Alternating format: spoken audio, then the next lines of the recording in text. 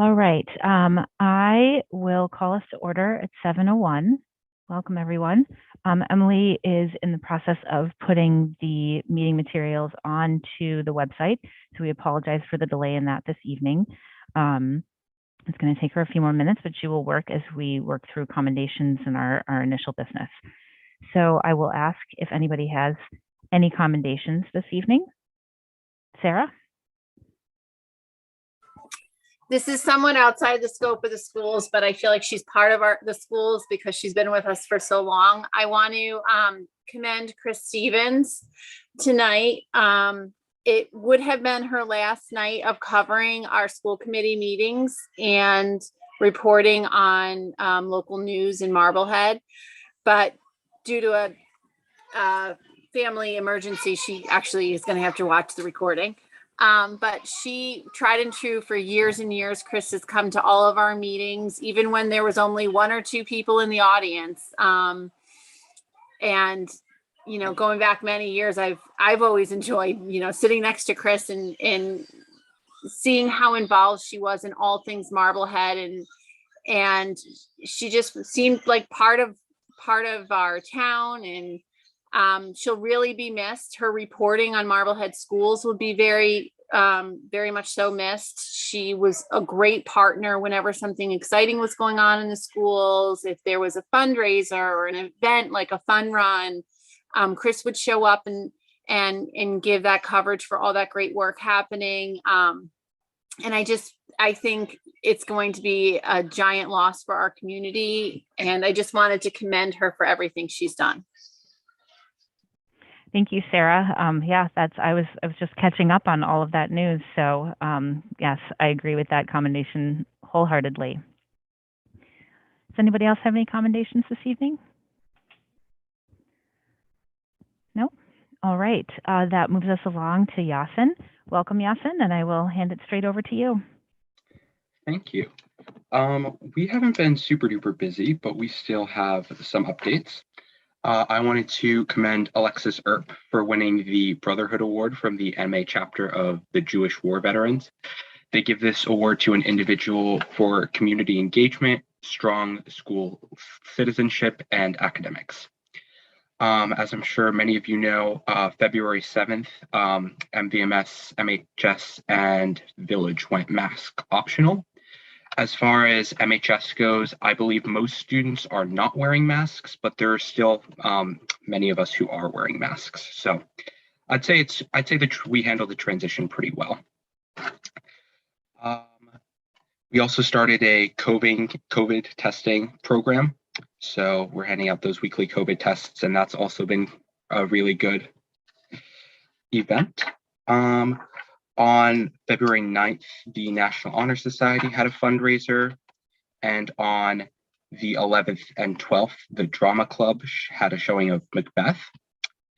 Today, members of our National Green School Society went to Village to lead an eco-brick workshop with fourth graders. It's basically like reusable plastic that they can build things with. It's really cool. Tonight, the finals of Marblehead's Got Talent are at the Cabot Theater. I want to wish everyone who's performing good luck.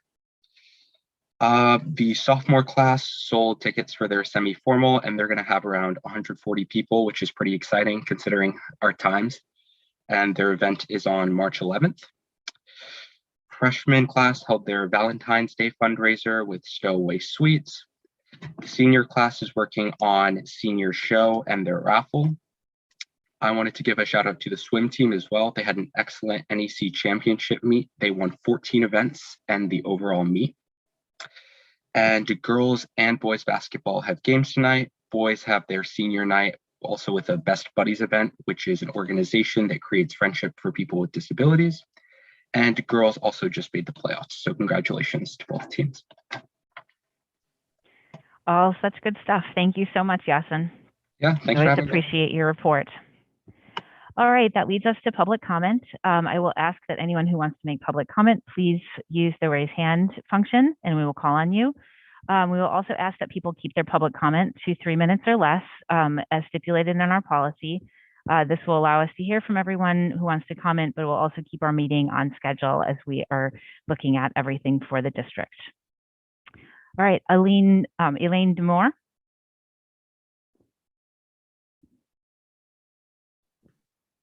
Hi, Sarah. Thank you. Eileen Demore, Brown School teacher. We submit this letter on behalf of concerned teachers and staff at the Lucretia and Joseph Brown School. We were extremely disappointed to learn of the administration's decision not to renew Dr. Satterfield's contract for the 2022-2023 school year. Dr. Satterfield's 24 years of experience as a teacher and principal in the Marblehead Public School District undoubtedly makes him one of the most senior educators to serve our community. In fact, the 3 elementary principals whose contracts were not renewed by the current administration had a combined total of nearly 50 years of experience and service to Marblehead Public Schools. Over the years, Dr. Satterfield has offered his staff and families support and consistency throughout the often tumultuous changes in direction among upper administration and school committees. He has displayed those same leadership qualities throughout his tenure as principal of the Gary and Coffin schools, helping the school community navigate through sudden school closures and subsequent moves.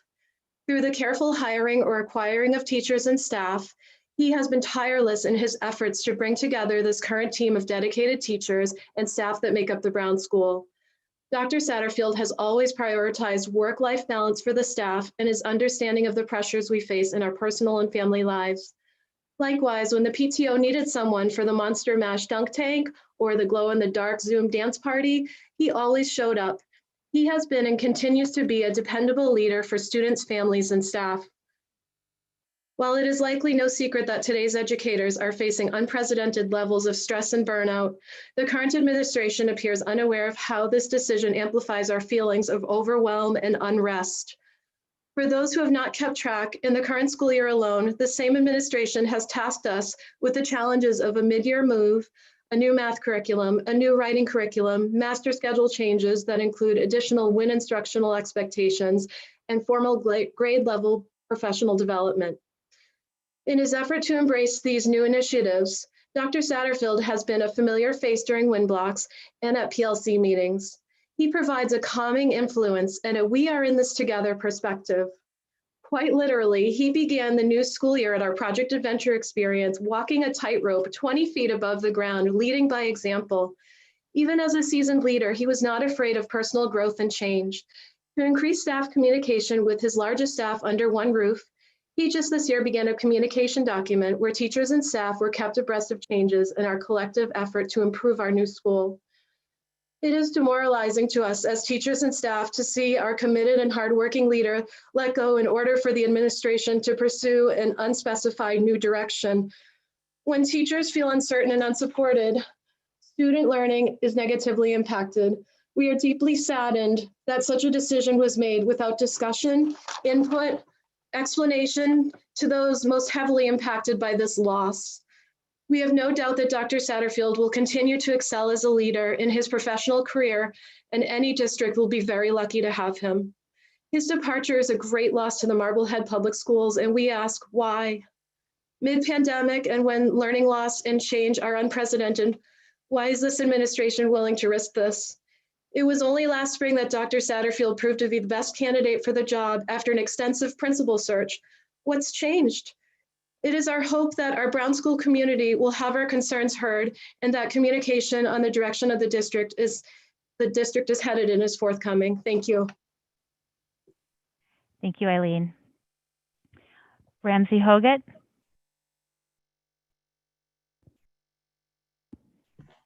Oh, hi. Hi, Ramsey Hoggett, 45 Norman Street. I just wanted to comment. Just first of all, thank you. I mean, the policies you guys have done to date this year. I mean, you've avoided remote learning while other Boston schools haven't been able to avoid that. You've reduced absences, prevented disabilities with long COVID, and you saved lives. We don't know how many, but you saved lives. My only question is, what is the accommodation policy at the school?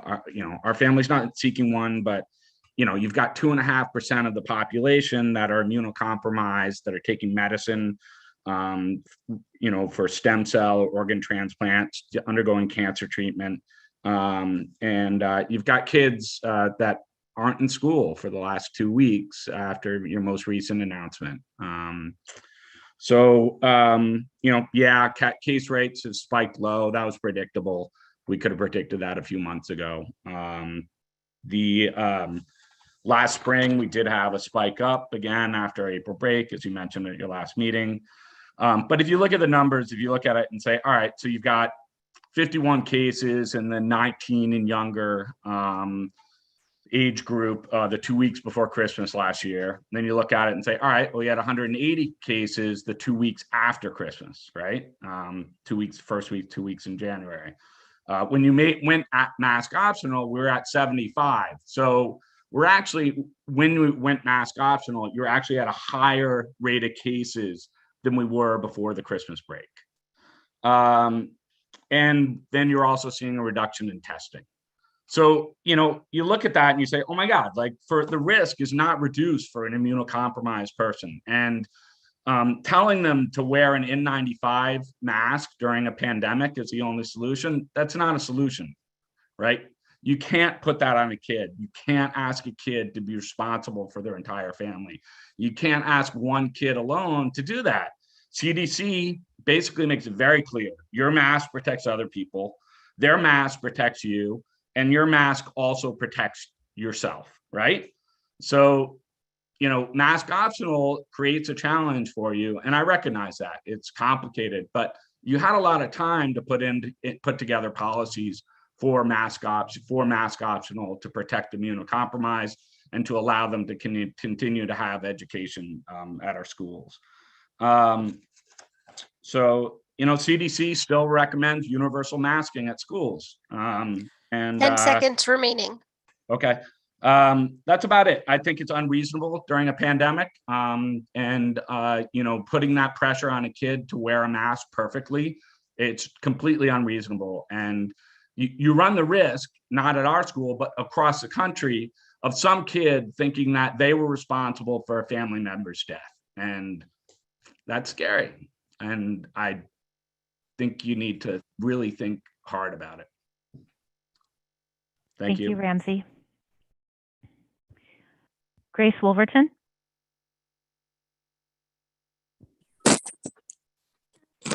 Wolverton, 46 Beach Street. Alright. So I am a sixth grader at Village School, and I would like to comment on the current situation involving the masks at Village. I have a younger sister who is immune compromised and is frequently hospitalized. And I recently transferred classes because I was feeling insecure about the lack of mask wearing and the safety of my sister. I was beginning to feel safer until the mask mandate was revoked. During the school committee meeting 2 weeks ago, I heard that the mask mandate was being revoked and was immediately concerned. To then hear a school committee member sigh and say, "Did you hear that sigh of relief?" was deeply unsettling and felt extremely hurtful and belittling, like my thoughts and feelings were insignificant and unimportant. That may have not been the intention, but it was the result. As a result of the revoking of the mask mandate, I was unable to attend school for the following week. I was given accommodations so I could attend school this past Monday. The accommodations were not ideal in any way, and they're not something any child would enjoy. I know that everyone at Village School is trying extremely hard, and I really appreciate what they're doing for me. I feel like as a school committee, it is your job to have a plan that benefits all students, and I feel like that has not been accomplished. I'm not asking for everyone to be masked. I know some people have medical needs that don't allow them to wear masks. I think that a classroom per grade of masked children is entirely possible. I at least am looking for a more inclusive accommodation. I simply am asking to be included in a class with full-time teachers and other children while still feeling like I can keep my sister safe.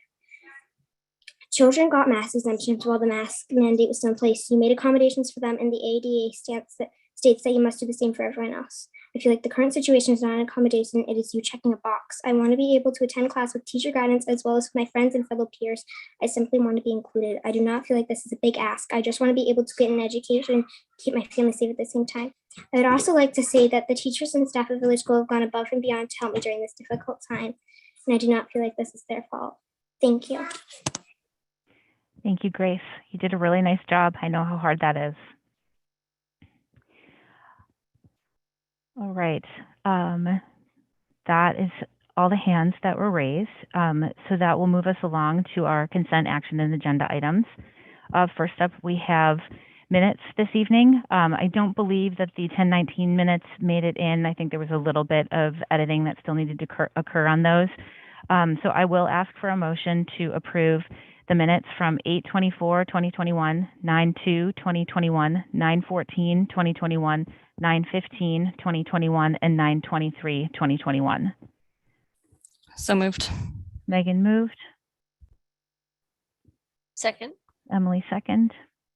Any questions or concerns on any of those? There was some names Lisa had mentioned to me that were in red. She's checking spelling on those, and I guess Aspen was down when she was working on them and didn't get a chance to get back to them today. So those will be fixed. All right, so I will call for a roll call vote. Sarah Gold, yes. Megan Taylor. Yes. Emily Barron. Yes. Sarah Fox. Yes. And David Harris. Yes. Okay, thank you, everyone. It was passed 5-0, and thank you, Lisa, for all the hard work on those, and Emily. Okay, that moves us along to the proposed program of studies agenda item, but Dan has actually asked that we table that this evening. He is going to come back to us on the 3rd with a more comprehensive overview on both the program of studies changes as well as the pieces being worked on with the schedule for next year. So he made that decision to ask that it get tabled. Sarah, did you have a question? Yeah, two things. I received a correspondence regarding this that I sent out to everyone. And after having read that, can I just request that any memo or explanation or show or sorry, my words are failing me, or presentation that might be made be available to the public ahead of time. So any students or parents at the high school that have concerns about the program of study changes have an opportunity to review those and make public comment. Yeah, so Dan's memo from this evening is up, correct? Or it's getting there. We're having some technical difficulties on that. All right, so it will be there. And then yes, as so if anything changing from there, just that will add that. Thanks. Okay, David. Through the chair, unmute myself. So I don't necessarily disagree with that, Sarah, but part of the challenge is it doesn't technically become a public document till it's presented in an open meeting. So, and oftentimes, and I think back to when COVID first started in 2020, and we went through some changes about going remote and going hybrid, and we put a 12-page document out about what the schools were doing, and the superintendent didn't have a chance to present it, and people make various assumptions by reading a presentation without the person having to explain it. So I think that creates a lot of difficulties. I certainly don't think there's a requirement that anything, by law, that anything needs to be out there. We need to present our documents at the time we have a public meeting. And so certainly if Dan has that information and, somehow we can make it available, but it becomes challenging when the presenter of an idea, doesn't. It would be like if, we put out all of our building committee documents, a week in advance of the meeting before the architect or the OPM or anybody has a chance to discuss them, and people are trying to sift through them and figure out what they all mean. So, and the second piece about that, Sarah, is it's great that someone left you an anonymous letter, but I think generally we don't respond to anonymous letters. They need to be name and date and address of who the citizen is. So while it's great that they left you an anonymous letter, I think we generally don't respond to anonymous letters as well. Megan?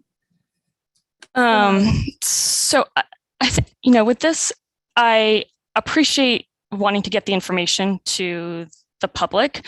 But I do agree with David here. And I think we've seen this a number of times where we push out documents before we have a chance to actually have them presented at school committee, because there will be questions, but quite often, those questions are answered in the presentation. And I think one of the things that I've, not to be beating on the drum a lot of times, but what we talked about in our retreat also is having something presented, having the chance to digest that information, and then coming back and voting in the next time, because we do want to make sure that the public has the opportunity to make public comment, but we want that based on the information that's presented. So I think I'd recommend that we take that approach. I think that's a good point. We have talked a lot about, unless there's some, schedule of bills, for instance, we vote our schedule of bills. We don't present them and then wait 2 weeks to vote our schedule of bills. But you're right. I think we have enough of a past practice when things are presented, whether it's readings of policies or the like, that we might present them and then vote at a future meeting. I think that's a good point as well. So I can absolutely do that. We can make it a plan with the agenda so that it's the presentation at our next meeting, and then any vote that would take place would come back at the subsequent meeting in March, so that it does give us a time to receive feedback. It gives a time for Dan and Nan to receive feedback as well, so that the Office of Teaching and Learning can work with the principal and go over things and talk with concerned parents and everything as well. So it sort of allows for that process to play itself out. Yeah. Sarah? Yes, and I just want to clarify, because, I think this has been a longstanding misunderstanding of what a public document is. If a public document is on a server at any point that's funded by public money, if it's created on a computer funded by public money, if it's sent via an email that's funded by public money, it is immediate. And I think we actually should have legal weigh in on this once and for all, because it seems to be that there's an ambiguity. But I know that one of the court cases that our legal team sent out to us clarified this to that extent, and gave us bullet points that just stated exactly what I just said. So I don't know if it's that we pull that back up and reread it, or we have legal come and just say it once and for all. And because reading the document was not clarification, but it's that is the qualifier of a public document.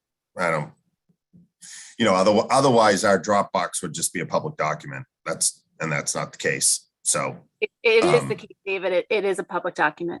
It is the case. No, our Dropbox is not a public Dropbox. We don't. Everybody. If someone FOIA'd, we don't post it.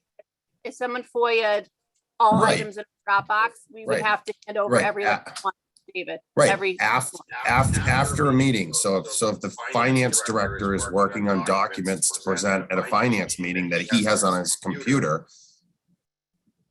and it hasn't been deliberated on or discussed, I suppose someone could ask for a copy of the finance committee's computer and confiscate it. I don't know, but I mean, it hasn't been presented. So sure, let's spend more money on legal costs and get a reference on whether and when it's a legal document. I have no problem with that. Sarah, if you could just resend that document that you quoted, just so we all have it kind of front and center, that would be helpful. Definitely, I will resend that. And I'll follow up with Colby. I've got that written down on my agenda. Emily? The meeting materials are now up on the website. Sorry, it took a little longer tonight, but they're there. Sarah Fox, do the selectmen post their meeting documents in advance of their meetings? I don't know, David. You'll have to ask them. Okay.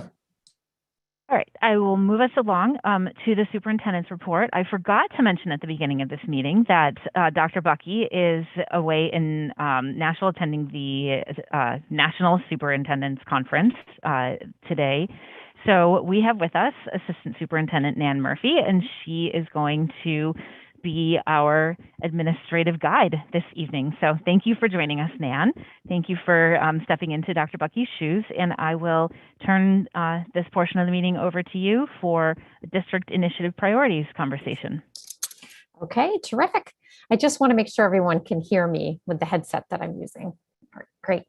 So I'm excited tonight to present to the committee and to the community an overview of all of the different initiatives that we have made happen in a very short amount of time. and to be able to bring forward anything new that's pending. So we have both past accomplishments and pending accomplishments for you this evening. So I'm going to share my screen.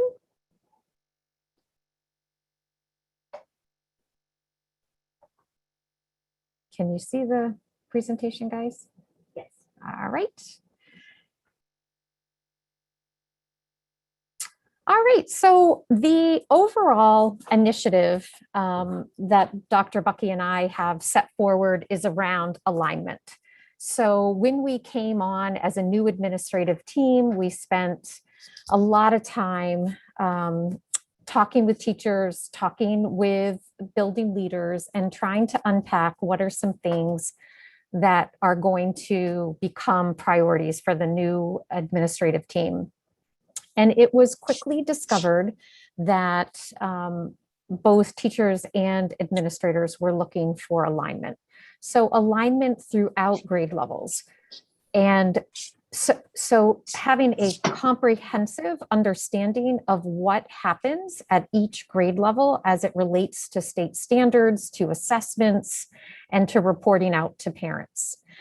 So already on the table when I arrived was the need for the selection and implementation of new math curriculum K-8.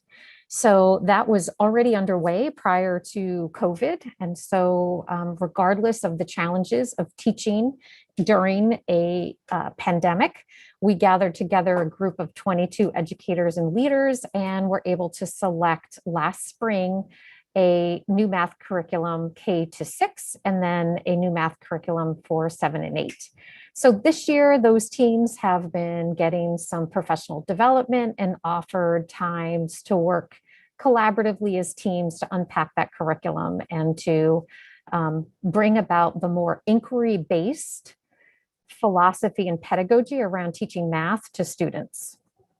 It is a challenge, to say the least, to bring new curriculum forward, but our teachers are doing remarkably well. And for all of the challenges of having to learn the layout of a new curriculum, our teachers have been getting really good support through our district math lead, who is Leela Dixon, who's been doing some really great school-based professional development with the team. The other thing that was quickly brought to my attention, or that I noticed, was that there was no common assessment throughout Marblehead.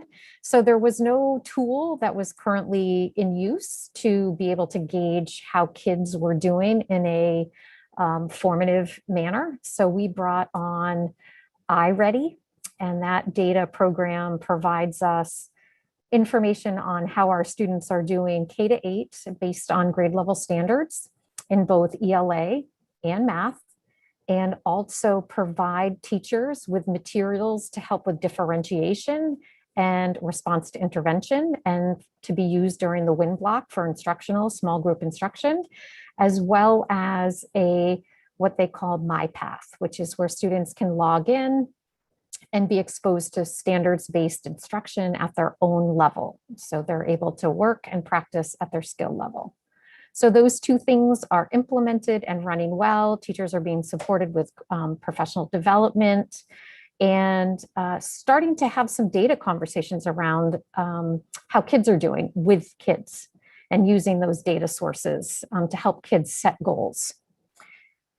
So we also rolled out a aligned K-3 master schedule, and this master schedule prioritizes inclusive practices and professional development for teaching teams. So all of our teachers are able to be professionally developed once a week by a coaching staff, and I have gotten very, very positive feedback from that opportunity, and teachers seem to be really doing well with that. They appreciate being able to collaborate with their grade level team members and to share resources and information. Further curriculum alignment, we did not bring on a new math program. We aligned, a new writing program. We aligned what was already in place in the district. So at this point, it is a fully aligned K-6. in that teachers are now all using what was purchased and continued to be purchased for teachers. So it's not something that I brought to the district. It was here in the past, but now the expectation is that all students have that opportunity to be exposed to that writing curriculum. And because it spirals, that's important.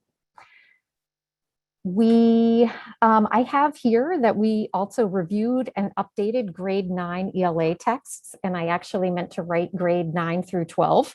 So last summer, working with Lindsay Page over at the high school, our English department spent a great deal of time looking at their texts and updating for both diversity and just, is there better literature out there? And so they examined those, they looked at the standards that they teach, selected texts that were more updated and appropriate, and we were able to fund some of those sources to come into new instructional settings.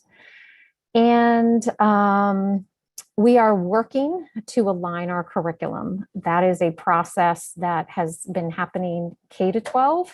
But this year, working with Dan Bauer and his teacher leaders, we're really starting to compile all of the different pieces of curriculum and documentation to compile it to begin to develop some of the work that we're doing as a planning for success team. So those pieces of curriculum are there. They're just not visible and in a cohesive manner. And so we're working to make that more transparent and organized. Next up, we have the alignment of instruction. And so we are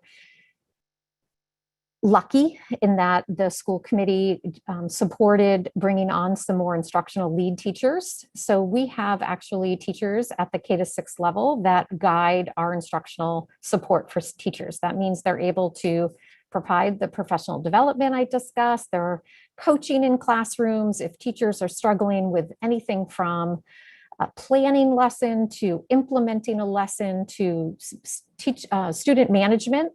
These are all expertise teachers, and they go in and help support teachers in those situations. They also meet weekly with principals and have their work aligned with school goals. Again, the targeted professional development is provided regarding whether we're unpacking standards in math, whether we're talking about how we're going to align communications around homework to families, what are we doing instructionally and ensuring that it's happening across all grades and in a cohesive manner and getting communicated out well. We're also working at aligning district professional development. So prior to our arrival, principals would have their hour with their schools on Wednesdays. And when I started talking with teachers and leaders, there was a sense that they would appreciate some unity and alignment to the professional development across schools and across content. So we prioritized our math curriculum. So teachers are getting some of the support from our program providers during that time. We have concentrated professional development on our diversity, equity, and inclusion work. And then in November, December, we started talking with more teachers and getting the sense that there was a lot of people feeling overwhelmed with different things that were happening in the district. As you're hearing, there's a lot of momentum. And so we debriefed and went back to teachers and leaders and said, use this time that has been previously allocated to district PD for school-based PD. Do what you feel needs to be done for schools in your school. So I took less of a role in organizing that outside of the DEI work, and principals have been guiding what they're doing with teachers in the building to address some of those feelings of exhaustion, feeling of overwhelm, feeling like there's a lot going on. We wanted to honor that teachers were starting to catch up with some people, and reminding ourselves that we are still teaching in a pandemic. and allowing some space for that. In fact, we had an early release day, 3-hour early release day when students were dismissed, and we had PD planned for teachers. And Dr. Bucky and I gifted teachers with time for personal development as opposed to professional development. We asked teachers to go home, to walk on the beach, to meet a friend for lunch, to have a cup of coffee with a colleague, and to just enjoy themselves personally, in the hope that the better we are emotionally and personally, the better we are as academic providers. So our professional development around multi-tiered systems of support has continued, and particularly at the middle school and high school level. And we organize and support K-6 instructional coaching and professional development. So those are all things that are kind of working towards getting us, all of us, kind of rowing in the same direction with our curriculum and our instruction. I don't know if you want me to continue or take some questions at this point. What would be most helpful? I think keep going. Okay. So planning for success, if you'll look up there, we've got as one of our first initiatives to align curriculum by engaging in curriculum mapping that includes scope and sequence. So a scope and sequence, which is displayed here, is a roadmap for teachers. It gives you directions to what should be happening throughout the year and during what times. It helps you stay on track. Prior to last year, there was no aligned scope and sequence. Teachers at certain grade levels had their own that they'd created, but there wasn't a district scope and sequence. So this work started last year and is still continuing. We're still working on this in school-based teams led by building leaders at compiling from our grade level teachers, what are you doing and when? So that is what our scope and sequence work is, pre-K through 6. I'm sorry, pre-K through 12. And then the next step, and hopefully we'll get to this in March, our goal is to have the scope and sequence completed by the end of March. So then the next step will be to take our roadmap and look at the what and when, and then we start talking about the how. What are we doing? How are we teaching? What is on our scope and sequence? And so that then becomes your curriculum map. So you have your tracks, so to speak, as your scope and sequence. And then your map, your curriculum map is going to tell you how you're getting to what is on your scope and sequence. You are supposed to be addressing this particular content area, and the curriculum map is how you're getting there. What are your essential questions? What materials are you using? What will students be able to do? How are you going to assess moving forward? Then our ultimate goal, and this is the work for next year during this working group for planning for success, is you look at your scope and sequence, you look at your newly defined curriculum map, and you start to ask yourself, what do we need to do what we do better? So that's where curriculum purchases and conversations about growing instructional support staff will come into play. So we'll start talking about, well, we don't have right now a reading series at the elementary level. So our roadmap is going to be disjointed because we don't have a shared experience across the grades. So what can we do? What purchases do we need to make? And then we're going to do the same for social studies because there is no social studies curriculum either. And then, at the high school and at the middle school, they'll be looking at their content areas, using their map and making requests based on what they need to get to where they're going. This would also be where the conversation around our curriculum coaches for the high school and instructional support and coaching staff. Once we have, right now we have a substantial amount of money that we allocate to teacher leaders. So the teacher leaders are, I changed the job description last year to be more curriculum forward.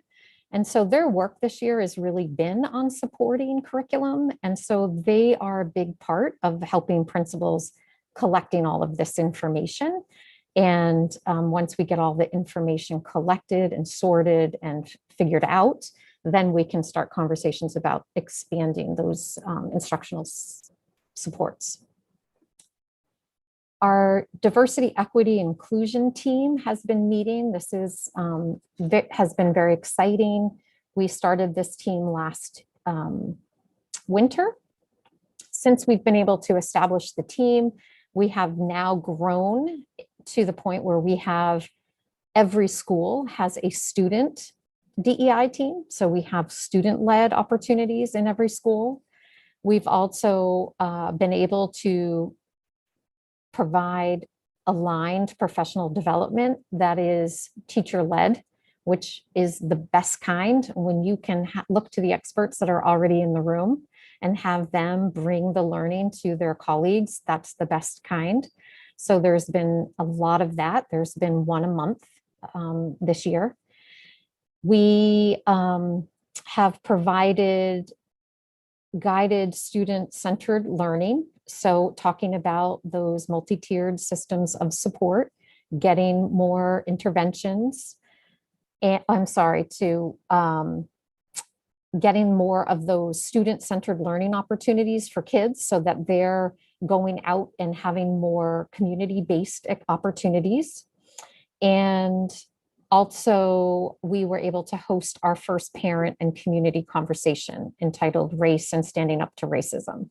We're meeting again in March, and we're hoping to bring another parent opportunity to the community and also to our staff. And in development, that's ongoing. We will be transitioning to a standards-based report card next year, K through 6. This will be next December. Parents will be receiving this card officially. We are transitioning to a standards-based report card. The report card that Marblehead currently uses is, from what teachers are telling me, 10 years old and does no longer reflects everything that a classroom teacher addresses and assesses. So we really needed to update that. This report card was developed by teachers during some of that professional-led time in schools. So teachers all had a voice in what standards were selected and in the performance indicators that were ultimately chosen.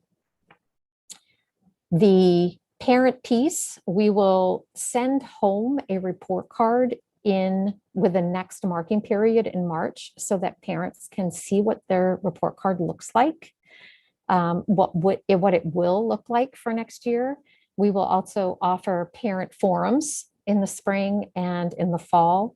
And I'm also bringing in with Rebecca Brand a professional in standardized grading and assessment to work with teachers, because this is a shift in looking how you look at student work and how you look at rubrics and how you look at assessments, and helping teachers prepare for this transition. So when it comes, it's going to be very natural, and they'll know and have all the resources available to begin the year with the standards-based approach.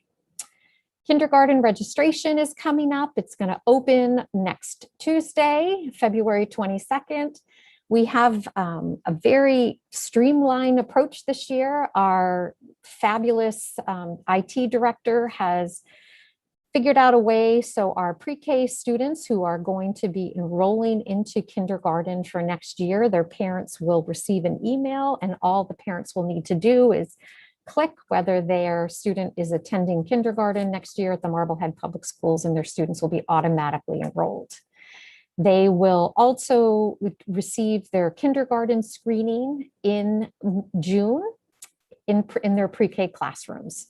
So that data will then be able to be used for our pre-K assessment and benchmarking for the pre-K staff, as well as all be ready and sorted for our kindergarten staff.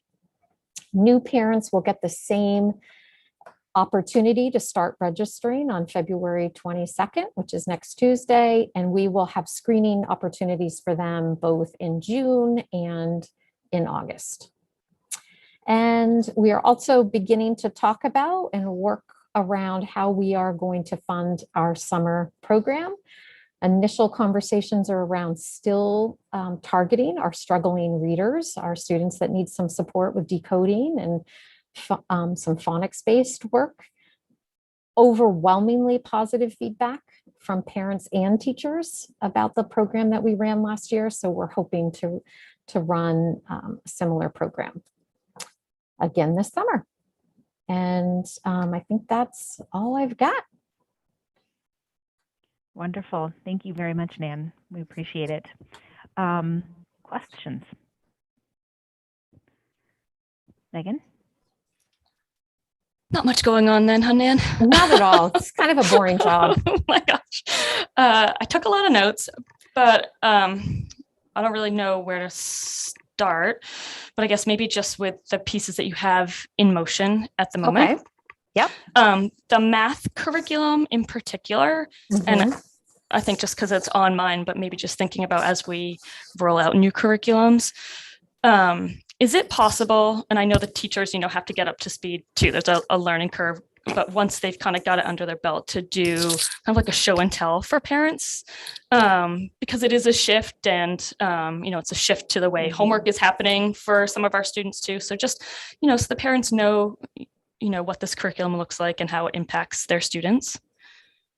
Absolutely. And one of the conversations that we had early on with the instructional support staff was, do we have a curriculum night for parents to come in and see have teachers kind of walk them through some of these new approaches?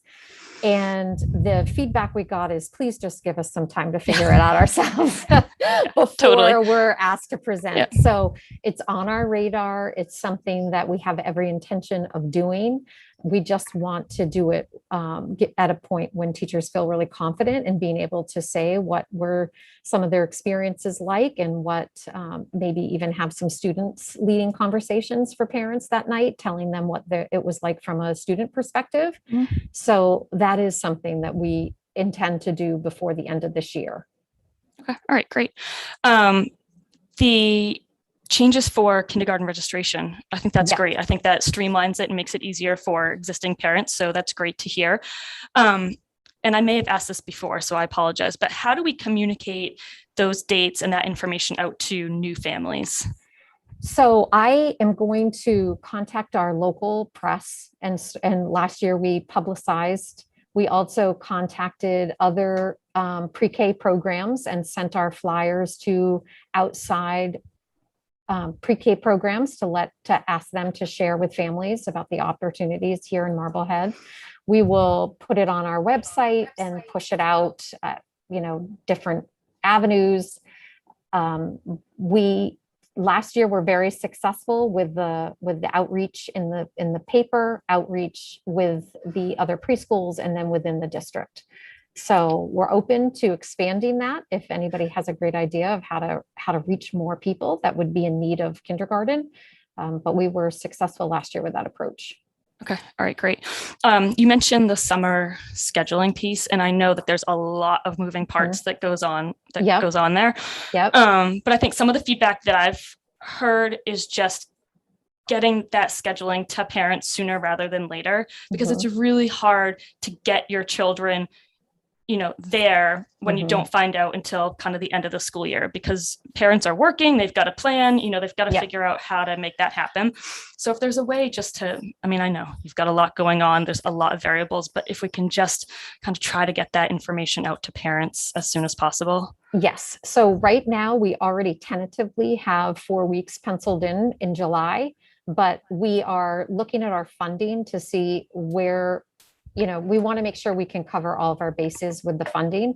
As soon as we get that determined, it will be early March when those dates go out to families. Okay. All right. Thank you.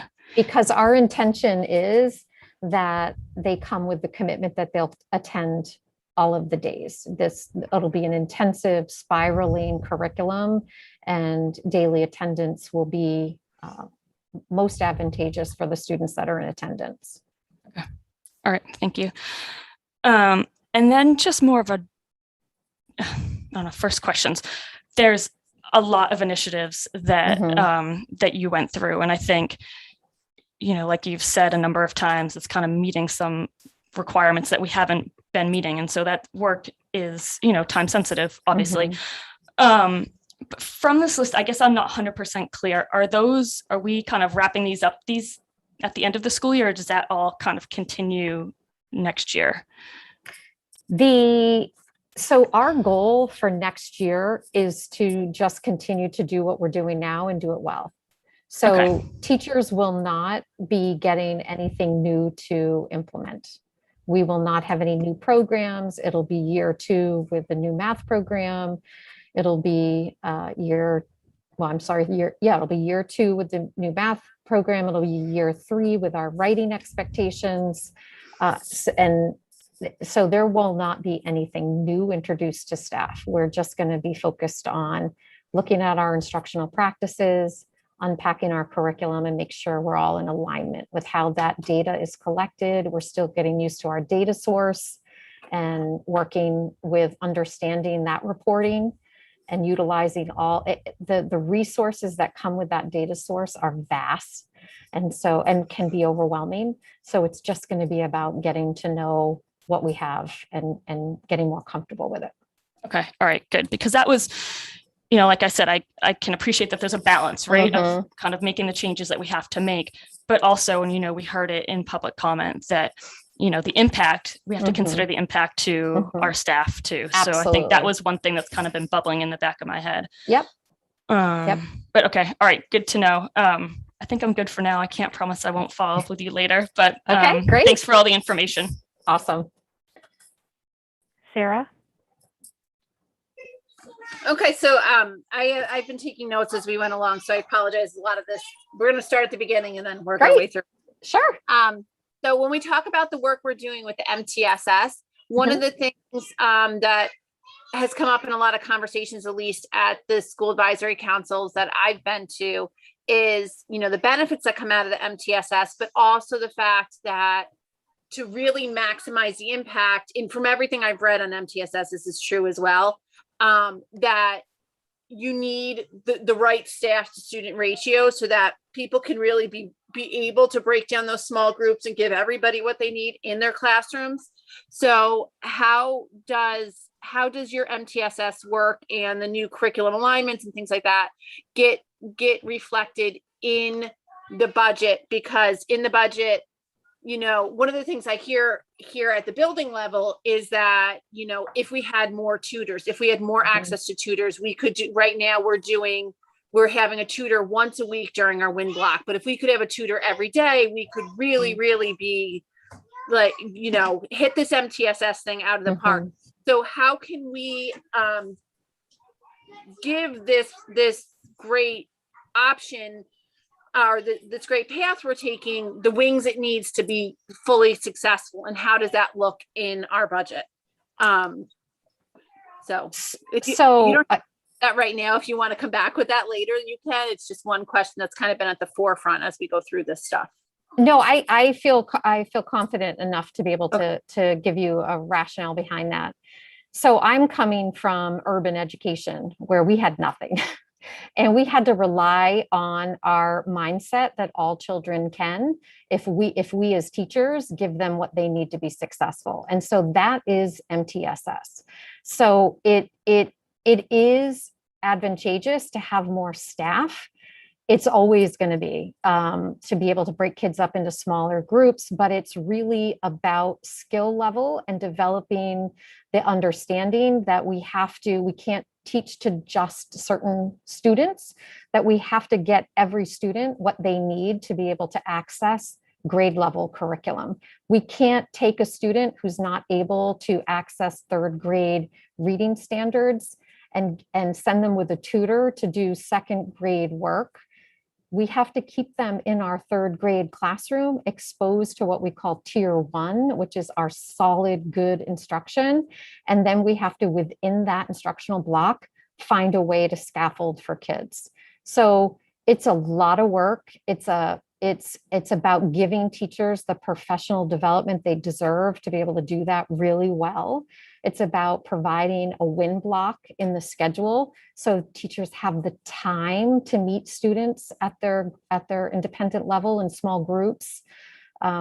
So yes, staffing is important, and tutors and paras are essential to small group settings, but we have to get to the point where we have the skills developed, it's not that we can't do it because we don't have the staff. We can. So I want to be respectful because you do come to us with a lot of experience, but what I've often heard you say, Nan, is how you've come, from a background of at-risk districts, and we're not an at-risk district, and we don't want to operate as if we are one, or that we're trying to move out of being one, because that's not where we are, and that's not where we want to be. Right. And I think it's really important to,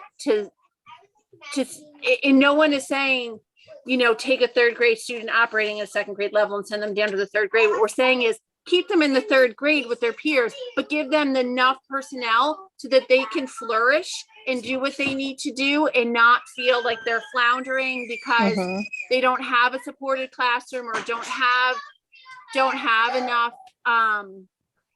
But when teachers have the confidence and the skill levels, that all can happen. You can meet kids at all different levels. It's not about urban or suburban or low achieving and high achieving. It's about meeting the kids where they are and being skilled enough to be able to give them the tiered support, whether they're high achievers or struggling learners, give them what they need to be able to be successful with you as a classroom teacher. And that's what I'm getting to, that's what we're building. And you don't have to have additional staff to get to the level where you can have those different tiers for kids. So is the goal that we will have a teacher in a classroom giving tier 1 and tier 2 supports at the same time to 25 students?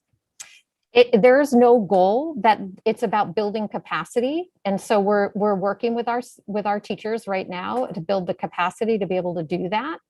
And, that would be a conversation. We'd have to look at data to see how well we're doing and if we're able to do it or not. Okay, because my concern is we're actually less inclusive this year than we've been in years past because we don't have, we don't have the supported classroom or things like that where we have had in the past. And I want to make sure that when we say we're meeting everyone's needs where they're at, that we are getting the kids that are below grade level and we're getting the kids that are at grade level. And we're also giving kids the enrichment that they need, because when a child needs it needs something a little more challenging and they don't have it, then, we can see anxiety and school Absolutely. You've just beautifully explained multi-tiered systems of support. It's not just for one subgroup of students. It's for all kids. So that if anything, it elevates the level of rigor for everyone, because everyone's getting that productive, what we call productive struggle within their core instructional block. Okay, and you feel that one teacher in a classroom can meet all those needs in a class block? I'm not saying I feel one way or another. I've seen it done, and I've seen kids get what they need when teachers have been developed to be able to do it and supported in that.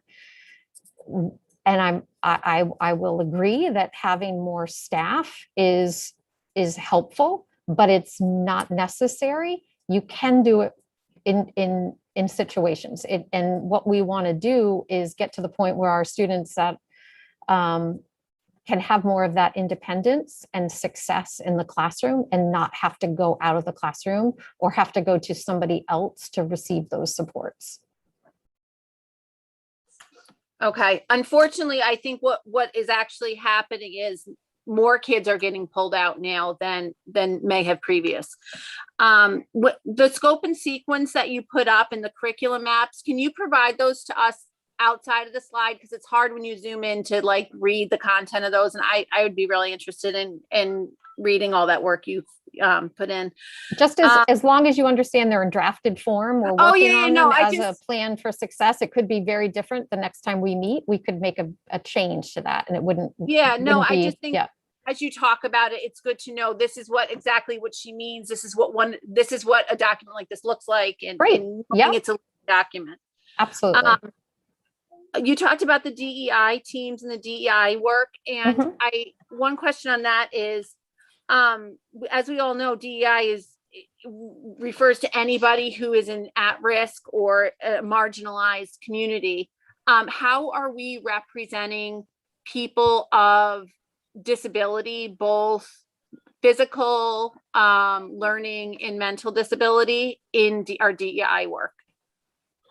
So I think that's an ongoing conversation. Our DEI team, the adult district team, did receive some professional development, and we did start talking about what does that look like for our special education students, and for what does inclusive practice really look like and sound like. So we're starting those conversations, and we are not forgetting any particular population. That inclusion, we really do want to get to the point where we say all is all in Marblehead, and you have a safe, secure learning environment. And that's the ultimate goal, but we're nowhere near kind of having all that sketched out. But it's part of the conversation. The inclusive practices is definitely part of the conversation. Okay, and so when you have these teams at each school, will you include a person of the various disabilities on each of those teams? I think some of the teams already have students with disabilities on them. Okay. And could students, how does that, are those picked, or can students volunteer to be part of that or request to be part of that? I think, I'm not exactly sure how interest was generated, but I don't foresee any school leader discouraging anybody. I don't think we would limit the size. So if a student was interested in being part of that, they would be welcome to be part of that. Okay. And then with the standard-based report card, in the past, at least at the elementary level, we've always had a section that, it was the number section and then their letter coding section, but there was always one that was reflective of exceeds expectations. Is there a path to putting that in there? Because for students that do have that, I think, it's powerful for them to see that their report card reflects everyone's report card should have something that reflects their capabilities. And I think for students that have that, that would be an important mark to continue to have. So teachers felt pretty strongly unilaterally that we wanted to get away from the conversation around advanced. And so when you talk about standards-based assessments, you're talking about meeting, progressing, beginning, or not yet.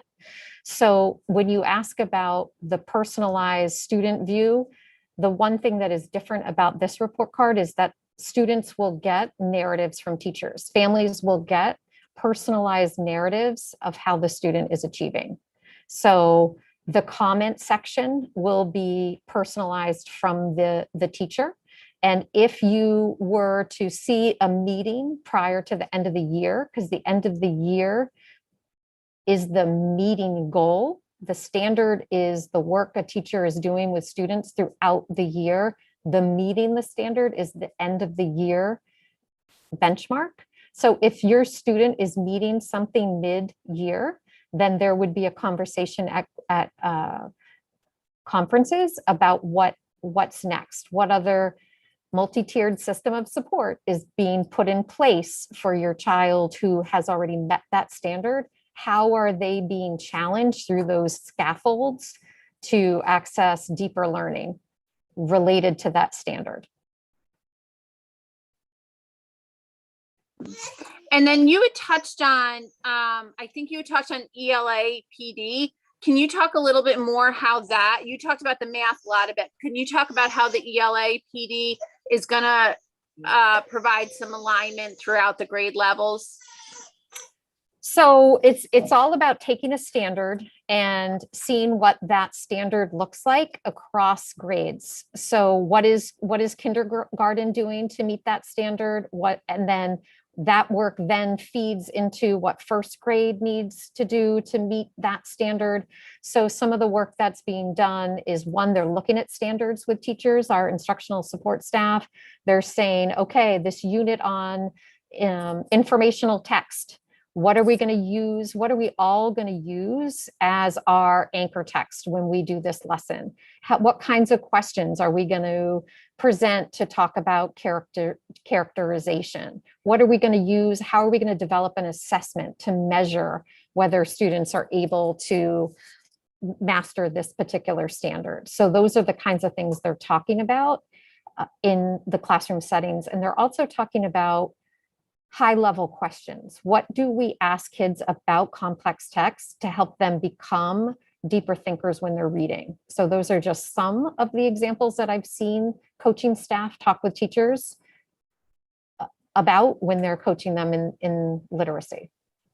So the teachers will get PD on that? Oh, okay. Yeah.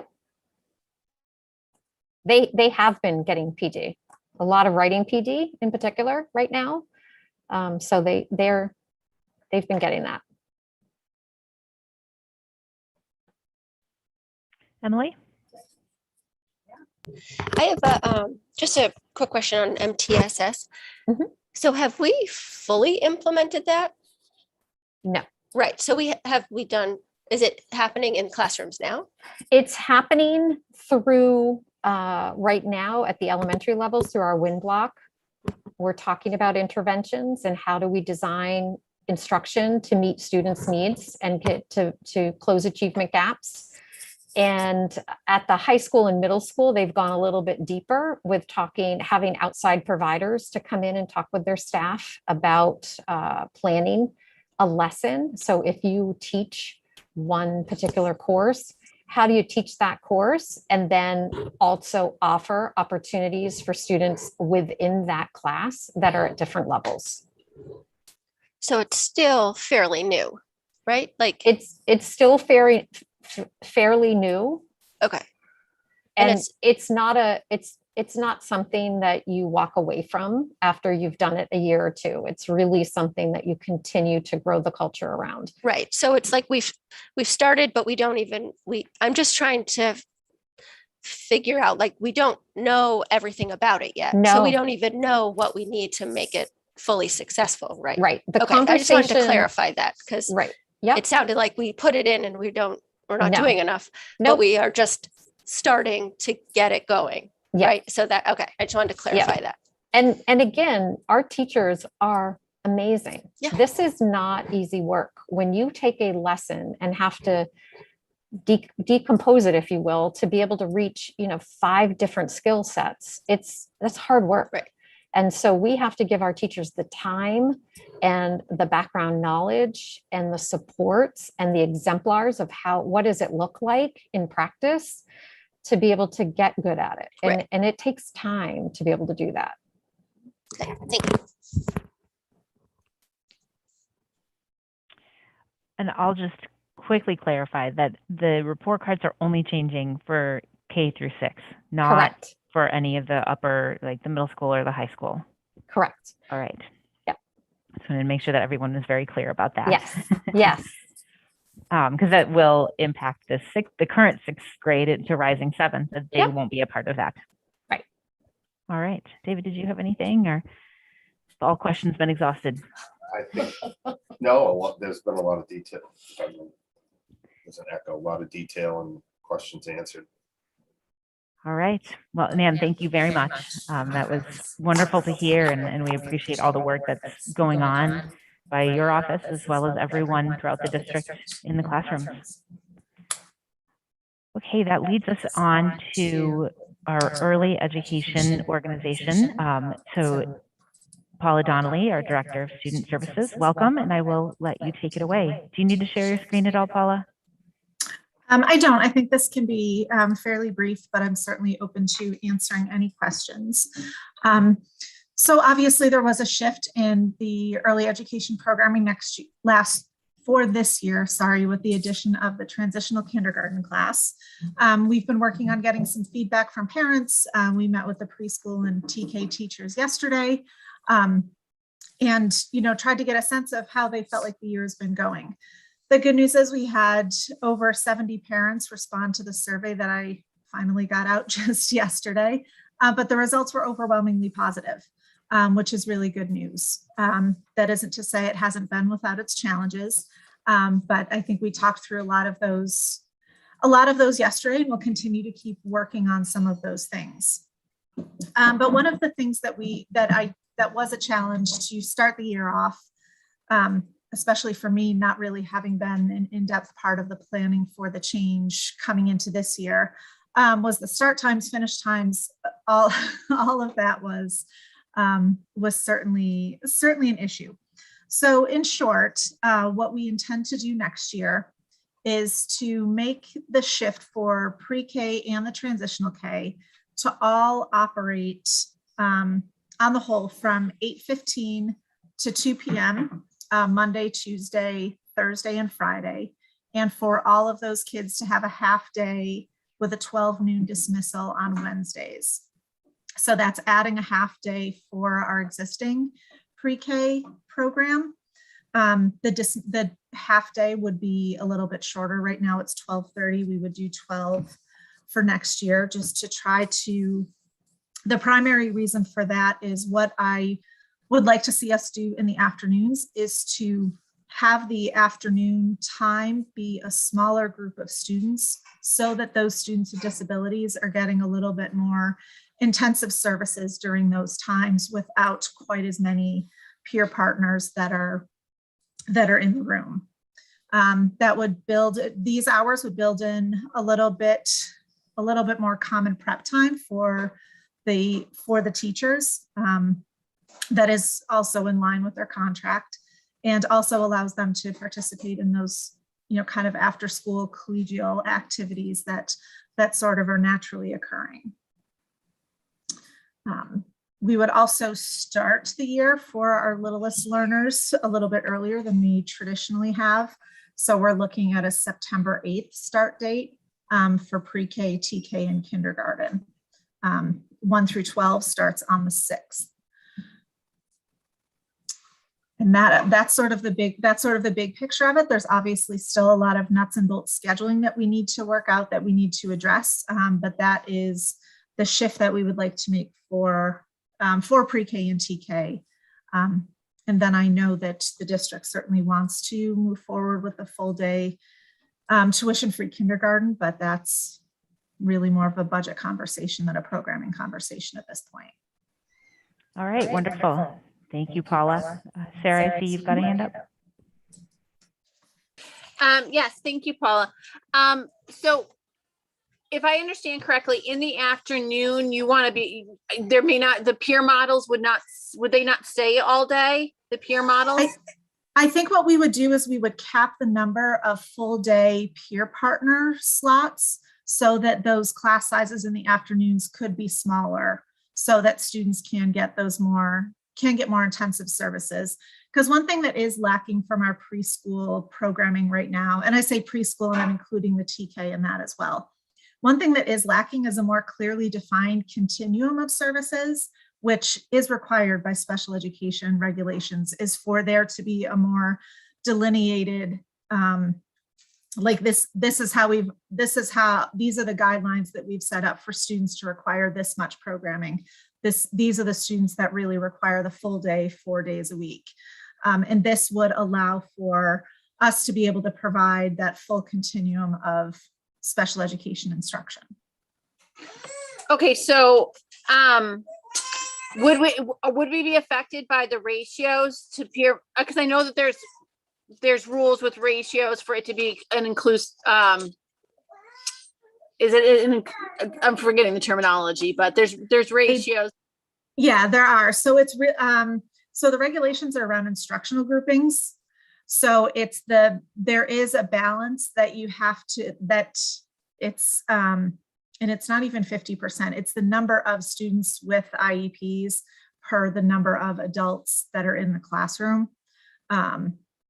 So it is capped at, I think it's 7 students identified with disabilities with 2 teachers that are available. So that part of it is, we would still be aligned with that. Okay, so there's not the peer model piece, because for some reason I thought you once said we had to have one more peer model than there was. So what's interesting is I did call the Department of Education about it last week, because, you know, there are some sort of gaps in the regulations, which they acknowledged as well, because it does, like, everyone believes there has to be that 50-50 thing. It's not so clearly stated that it's got to be 50-50. One of the things that comes up is what happens if you have a student that might have just occupational therapy as a service, but, like, you know, behaviorally, socially, language-wise, they're functioning right at a developmentally appropriate level. Are they considered a peer partner, or are they considered a child with a disability when they can serve, is a model? You know, obviously IEP or no is a binary choice, but interestingly, DESE didn't say, yeah, no, you could, that's it. It's either one or the other. You know, they allow for some of those shades of gray as well. So what I think we would be looking at, because not every student that has an IEP requires a full day of instruction either. Some of them are only there half day. So the afternoons may have a mix that is closer to 50-50, or it may just be students with just disabilities in some of those classrooms. But I think we would want to make sure that we have the full continuum available to folks. Okay, so that wouldn't give us any problems with, I just wanted to make sure we still could call our program like an inclusive preschool program, that we would have enough of the ratios to meet those requirements. Right. Yeah, so the language is actually is integrated, not inclusive. And this would be, and this would be aligned with what other neighboring districts do. Like Salem, for instance, where I was the coordinator for several years, has the whole continuum, where there are some classes that are integrated throughout the day, some that have just special education students in the afternoon. And then there is that whole continuum. Thank you. And I knew I wasn't getting the right word, but I couldn't grab it today. Do you know when you'll be able to commit to families? Because I know, you know, planning, a lot of families plan soon for the fall as far as childcare in school and things like that go. How close would we be to being able to commit to families at which one of those spots they would get, a half day spot or a full day spot and things like that? Right. So for students with disabilities that are already identified, like, their placement stays the same. So we're really talking about peer partners, and I'm trying to shift the language of calling them partners, because models, I feel like, denigrates a little the skills that kids with disabilities have. There's plenty of things that they can model and model very well. So I think if we identify them more as partners, that's the push that I'm trying to make, and haven't even put that on paper yet. But I think if over the next couple of weeks, I think that we can, that I'll take a look at what the lottery and registration process is. I know that it would be a little bit different this year because just because I know the move to the other building with the addition of the separate classroom at Brown for students that need ABA-based services. I think over the next couple of weeks that we'll be able to figure that out. So hopefully that gives families enough time to plan for the fall. But kids that are already in the program, their day will continue to be defined by their IEP team. Have you gotten good feedback from the EI programs on what might be coming our way, or are they just not able to really give that all to you? No, I haven't, to be honest, I haven't checked in with EI in a while, but Meredith Wishart and I did meet with them early in the year. I think that's something else that's obviously been pretty significantly impacted by COVID. Families, you know, they may refer families don't follow up on the process. They couldn't do in-home services for a while, but I do think generally the EI process goes okay because we're not dealing with a huge number of agencies. I think it is primarily just the 2. I think that we're seeing a bigger influx actually of community-based preschools, and parents feeling a little bit anxious about their kids being ready for kindergarten, which is certainly understandable. But I think that's where we've actually had, I think, a much bigger jump than a lot of us anticipated.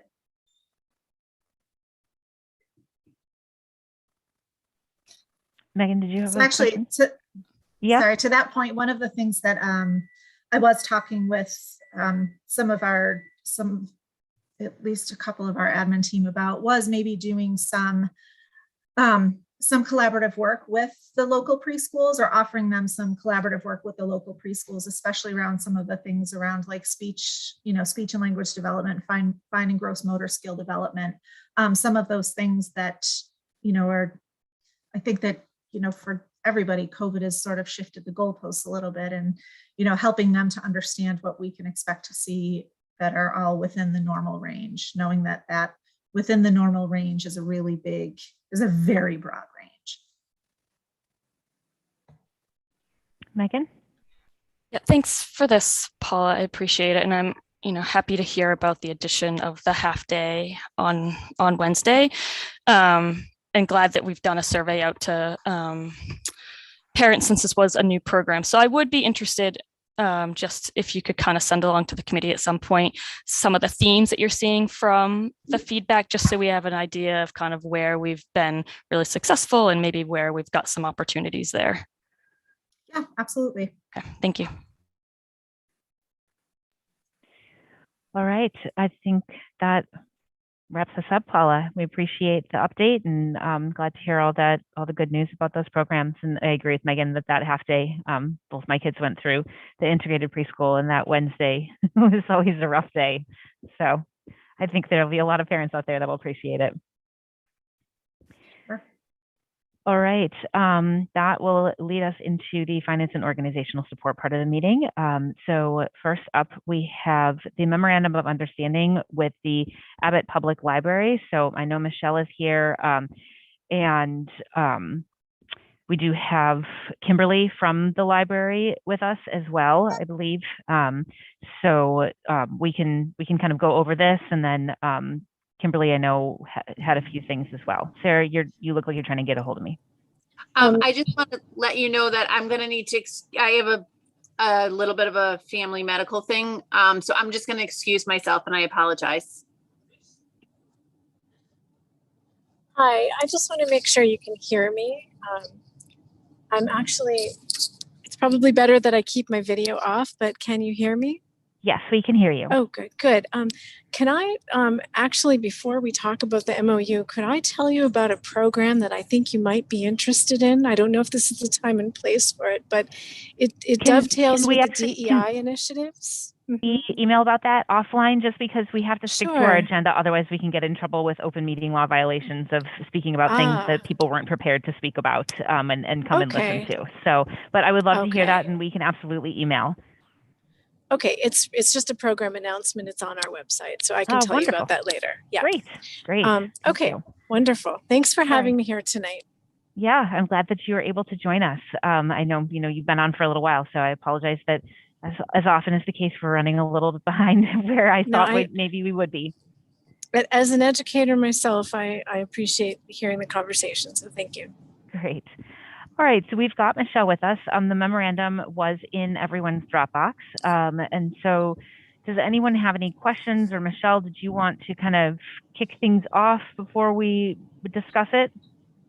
Yeah, no, I just wanted to tell you that, we had distributed this memorandum of understanding. It was actually drafted by Colby Brunt, our attorney.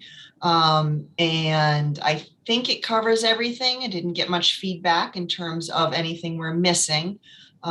So we hope this, relationship is great, and looking forward to it. But this is the official document that will basically memorialize the library for using the Coffin School while it's vacant and the library is going through their renovation project. Great. And I know, Kimberly, you had requested that you could be here. So did you have anything off the bat that you wanted to share? Well, actually, I've had all of my questions answered. It's clear to me fairly much, well, most of my questions are answered anyway. It's clear to me the division of labor between the town and the library. It's clear what our responsibilities are, and so it's all coming together.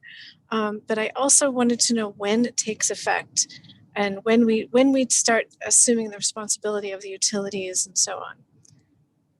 And changing the locks and putting different keys on, and when does all of that happen? That really depends on when you would need the building, need continual, access to the building. And that's why we left the date blank at this point, actually. So that is a good question or a good point to bring up before the official vote is taken. Yeah, and I can report in that we are still in schematic drawing plans. We're still getting some code reports, and we're getting sort of the workflow and where we're going to put things and how it's all going to work. So we're still in that phase. So we're not anywhere close to getting in there yet, but I could see doing that late spring in still anticipation of a fall move. So we'll need to have workers in there doing some work, but the actual move won't take place until the fall. Michelle, is that something that we can add at a later time when they've got a better idea of when they want to assume? Because if I'm remembering correctly, I know I read through this the other day, but I believe that they will come back to us a couple of times throughout this, or sort of as needed throughout their process with making any changes, for just so that the school committee approves where things are headed, and just sort of what's going on in the building.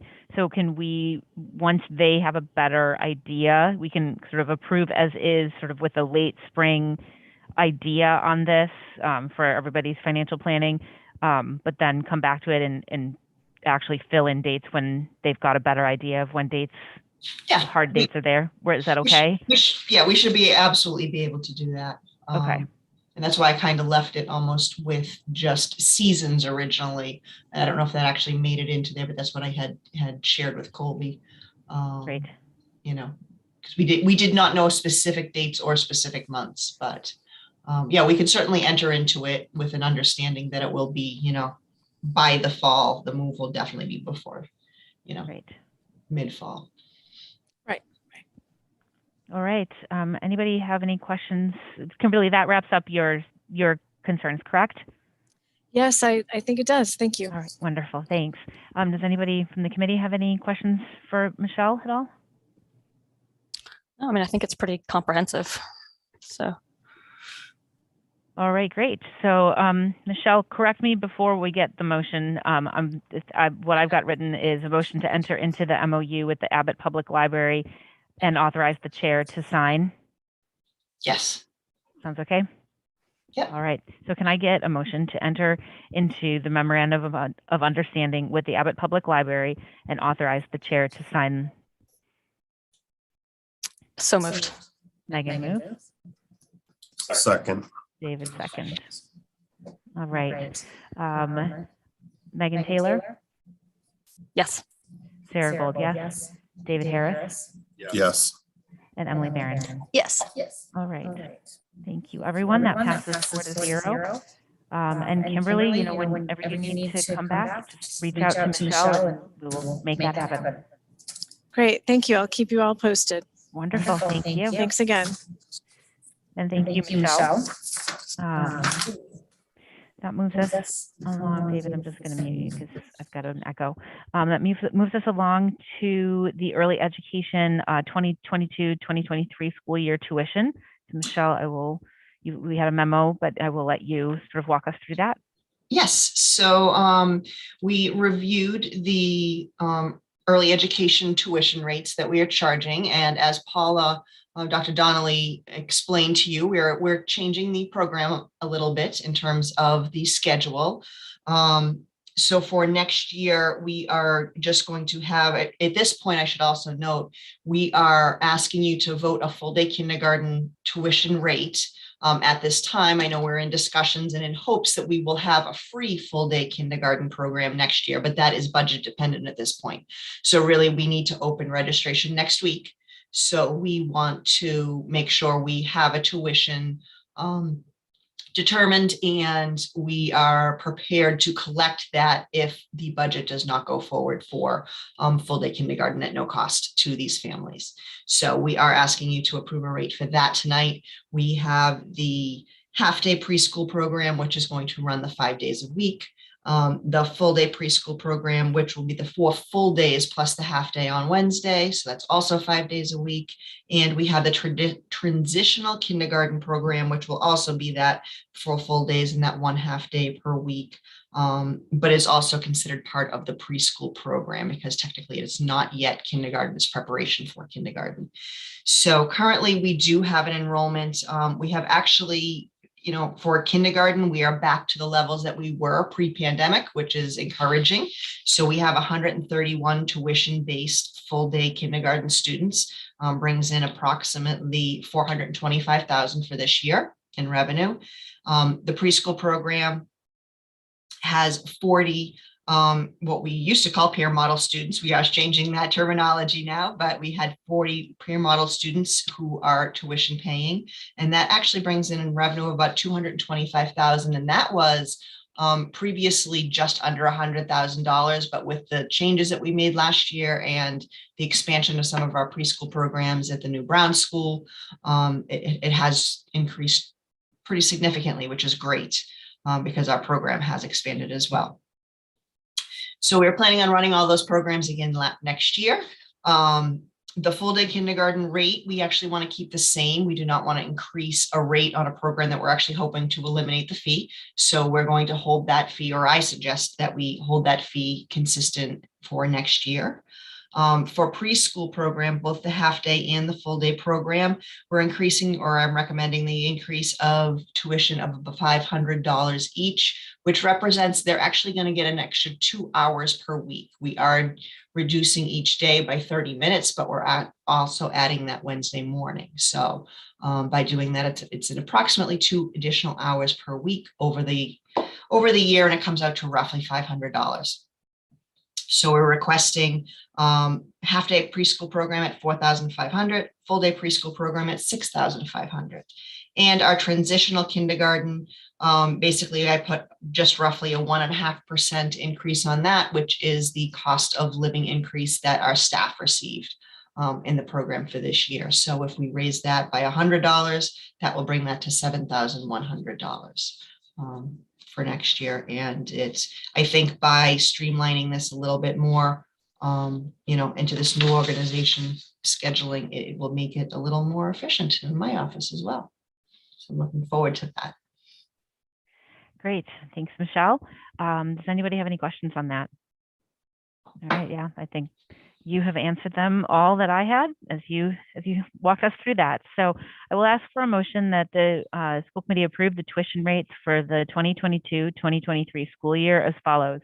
Full day kindergarten program for $3,500, preschool half day program for $4,500, preschool full day program at $6,500, and transitional kindergarten program at $7,100.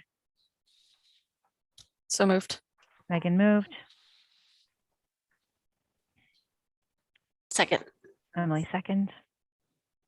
All right, I will have a roll call. Megan Taylor. Yes. Sarah Gold, yes. David Harris. Yes. And Emily Barron. Yes. All right, that passes 4-0. Thank you, Michelle. Great, thank you. Okay, so that then leads us to our schedule of bills. Can I get a motion to approve the identified schedule of bills totaling $381,358.67? So moved. Megan moved. Second. Emily second. Any questions for Michelle on those? All right, Megan Taylor. Yes. Sarah Gold, yes. David Harris. Emily Barron. Yes. Okay, that passes 4-0. All right, thank you, everyone. Thank you. And thank you, Michelle. Okay, So that moves us into our school committee communication part of the evening. So the first up is the policy EBCFA face coverings discussion. So Dr. Bucky left us with a memo, and he is continuing to recommend that all Marblehead Public Schools move to mask optional, but on Monday, March 7th, so that we can have that week, as he had noted in our last meeting, that we would have that week after the February vacation masked by everyone. So that would mean that our current mask optional schools at Village, the Vets, and the high school would go back to a week of mandatory masking as we come back from the break.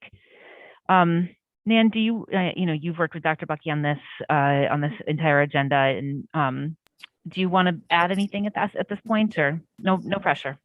No, I think, I think in anticipation, when the decision was first announced that we would go mask optional at the middle school and the high school, we were anticipating what has happened historically, and that is after a break that we have a spike, and in an effort to kind of contain what might happen in the week after vacation, the recommendations put forward to move to mask optional on March 7th for all of our schools. Thank you, Nan. So as everyone probably knows, the Department of Ed has said that they are not going to renew the mask mandate as of the 28th, so the Monday that everyone comes back from February vacation. So, I think Dr. Bucky did a nice job of laying out that the fact that although he's going to stick with his original statement, that this really is something that the committee can take under discussion and make a decision on as we feel fits. The additional piece that we need to take up this evening is, so Dr. Bucky is also recommending that the committee act to rescind the policy as of Monday, March 7th. He and I did have conversations. I think everybody received the email from MASC on Monday afternoon with an updated or highly revised policy, EBCFA, that basically states that, as the district is as districts are continuing to move through the pandemic, as it continues to morph and change, that this would require basically that face coverings be worn on students and staff after returning from their 5-day quarantine/isolation after testing positive. So that's the current guidance from all the departments of health and CDC, that masks will be required in all school health offices, and that per federal public health order, all students and staff are required to wear a mask on school buses. As I sort of dug through that this week, Emily and I, it came out Monday late afternoon, so we did not have time. Neither one of us could get a policy meeting together today, so we did not pull a subcommittee meeting on this. But in my head, it sort of made sense to put it forward to the full committee anyways, because I didn't see us sort of dicing and slicing the revisions. It's pretty straightforward. There's the things that are somewhat, I guess, I don't know what word to even use anymore. If they're required, I think is probably the best word to use. The piece on the buses is absolutely a federal mandate. So there's no working around that. And then obviously the 5 days of masking after someone has tested positive and done their 5 days of isolation is also required. And then the school health offices is a piece that I believe is written into DESE guidance. So, I'll just sort of turn it over for discussion at this point. And we can, we've got multiple ways that we can handle this, and multiple motions that could be taken and voted on. So Megan, I see your hand up. I'd like to make a motion, and then we can discuss. I motion that we rescind our mask policy and effective as of February 28th. All right, so Megan has made a motion. Does anyone want to second that? I'll second it. Okay, Emily seconded. Can I explain my rationale? Or Absolutely, take it away. so I think with rescinding the mask mandate,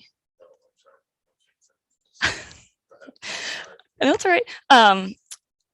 With my reasoning for kind of rescinding the mask mandate is because I think, you know, the DESE regulations and the federal regulations, we will follow those. I think we've been following DESE regulations the entire time. I think we should continue to do that. And that covers the pieces that you mentioned earlier. So I don't think we need a specific mask policy for that because we follow the DESE regulations around that.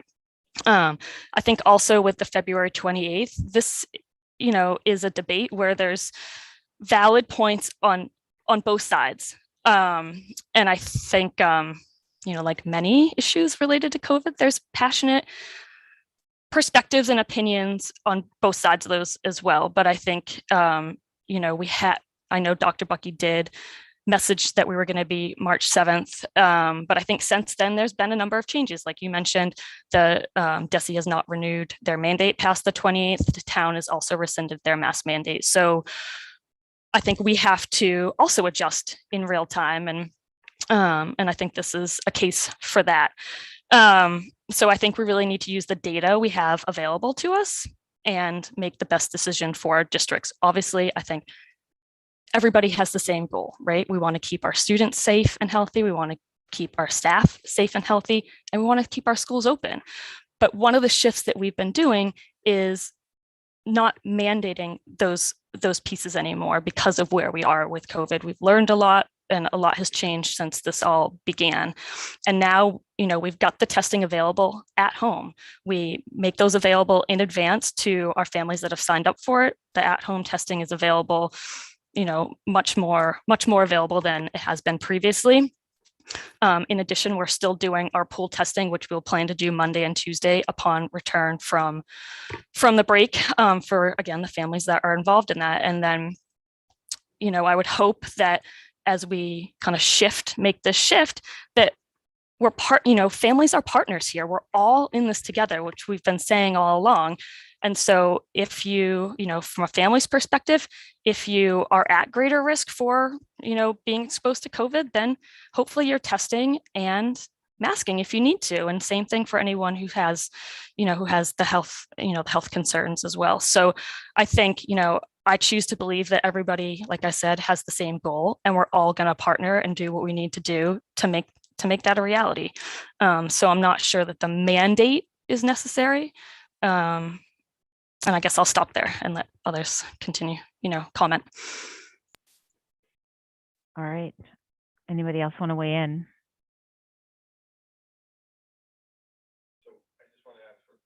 Will you just unmute yourself?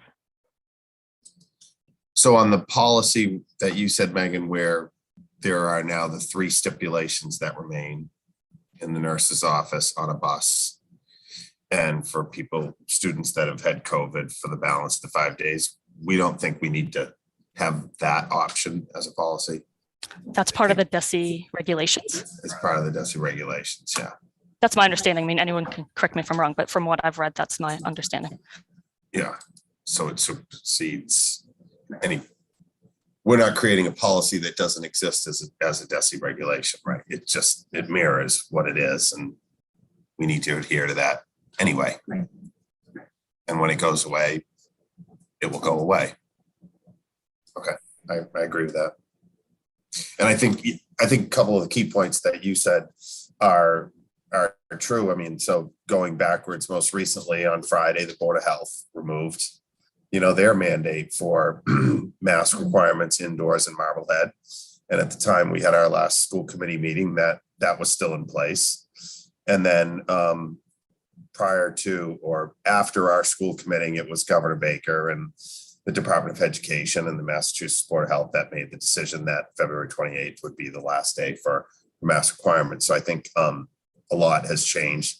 And I think the trends of numbers of cases going forward are also continuing, you know, to show that it's dropping significantly, as well as it's able to be managed a lot better, as you say, through testing, and the types of illnesses from it all are able to be managed a lot better. And I think we've really come a long way in being able to do that. And I would agree with those comments.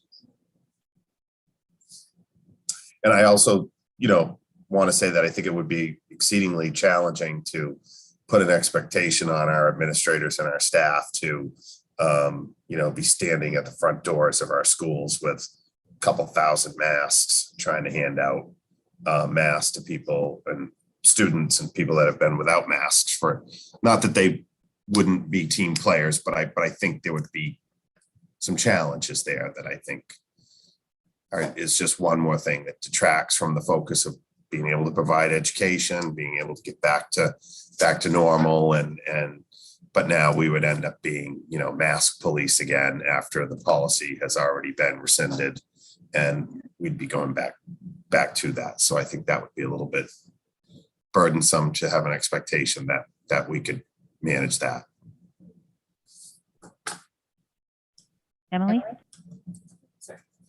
I'll just kind of reiterate like two things that changed my mind on this from what Megan said and what David just said. So at first, I think I was for doing masking after February break, but that was before we actually went maskless or mask optional. So it was before we had, like Megan said, had the information. And now, like what David said, now that these kids have been unmasked, to put them back in masks is going to be difficult for some of them, right? And it's going to be like David said, it's going to be policing it, right? Because it's just going to be a whole lot of confusion, and we don't need that unless they want to. And then what Megan said about the testing, we have so much testing available to us now that if you did do something where you could have been exposed, go get a test. Even if you're not signed up for pool testing or our free testing that you bring home, which everyone should do that because you literally get a test in your kid's backpack. It's a great program. You can go to CVS and get a free test. So we just need to be responsible that we have this option. So just test your kids every day that week if you do something, and we can all do that. And it's easy. It wasn't before, but they've made it accessible to everybody. So I think doing this is going to be okay. And that's I have to say.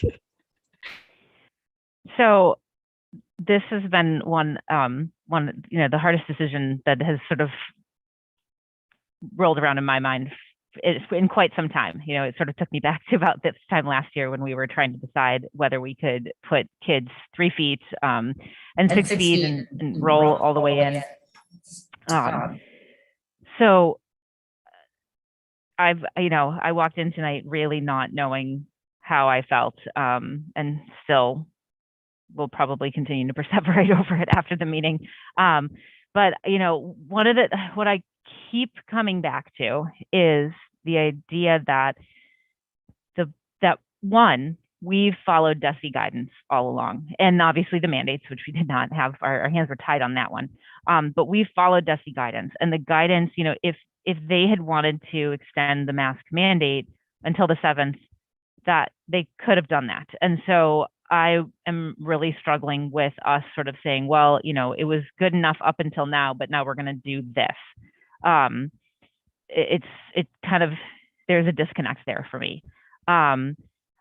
I also, absolutely agree on the policing it front, that to ask the kids to put it back on. We know that morale with the kids and the masks was pretty low, particularly at the high school, before we allowed them to go mask optional, and that was causing behavioral issues and discipline issues. And for me, there's always been this trade-off. Clearly, I'm in a mask this evening, and so I've always taken the masks incredibly seriously, and for myself, I'm not ready quite to make that next jump. And so I think but that's my decision. And so I think if we start to try to kind of take some of that back, it leaves me sort of sitting in a conundrum, and I worry that our administrators and our teachers are going to have to fall back into that role, and that it's not what school should be about at this point, is discipline over a mask. And I do hope, and I do think, much like you said, Megan, that the majority of our families have taken this very seriously. And so if people are traveling over break or concerned coming back from break more than they have been the past couple of weeks, that they'll test and that they'll mask. And, it'll certainly be a conversation in my home with my children, so that we are working together. And again, as this has been pushed from the schools controlling the mitigation efforts to families and homes controlling mitigation efforts, much like many other illnesses that circulate in our society, that it's a disconnect for me, how we sort of say like, okay, but yeah, not this time. I try to think into the future, into next winter holiday season and everything. I don't know where we're going to be at that point, and so I may live to eat those words. But that's where my head is at right now. And so I've said many times in the past few weeks, like, my biggest priority is protecting in-person learning. And I think combined with sort of families taking this over and taking it seriously, and that there's also the piece that not only do we have such a high vaccination rate, but there's been a lot of people that have had COVID. And so there's a different layer of protection right now within communities than there ever, quite frankly, has been. And much like a lot of this, we don't fully understand what that data is going to, and how that protection is going to span out. But again, like,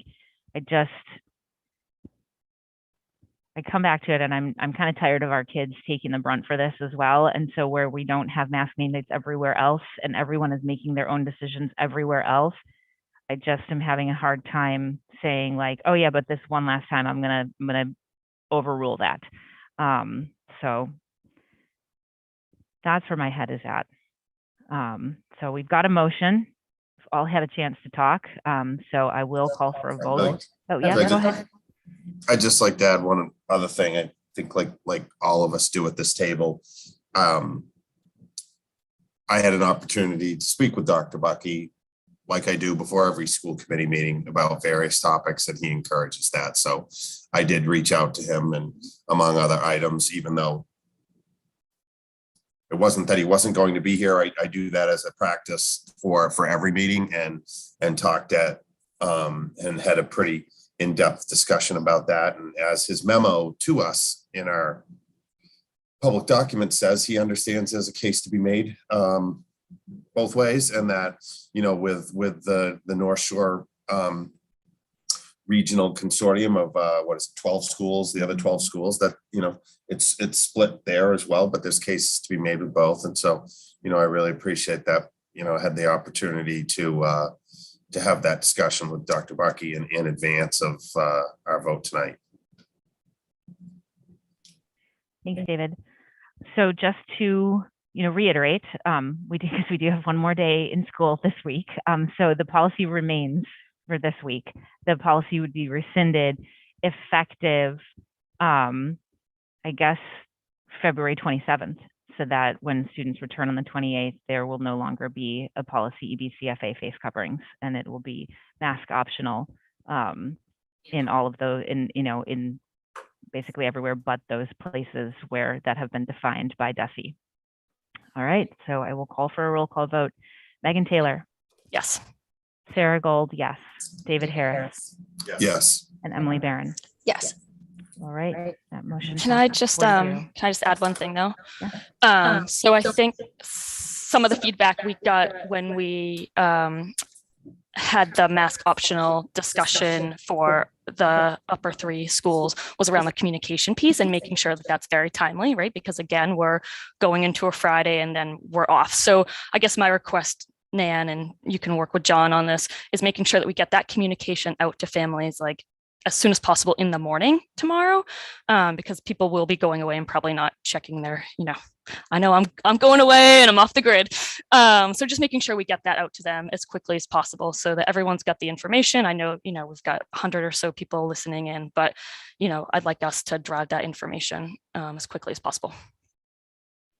Thank you, Megan. Totally agree.